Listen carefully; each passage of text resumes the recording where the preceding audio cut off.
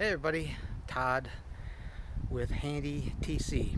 This is my first do-it-yourself video, so it's probably going to be a little amateurish, but I am starting my first custom designed she shed today. I'll show you the layout here. Uh, so what we have is we've got an 8x10 shed going down on this base, and in front of the shed we'll have a 4x10 porch. Over here on this side we're going to have like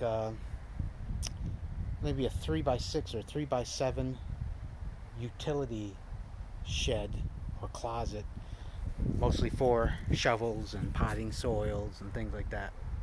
The main part of the shed is going to be, well, mostly for her to maybe do gardening work in, or I don't know, just hang out and relax, have a glass of wine, who knows.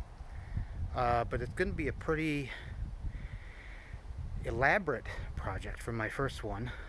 It's going to have a chandelier on the inside, basic paneling, nothing crazy, a gable roof, shingles, siding, all the good stuff. Basically a mini house, kinda.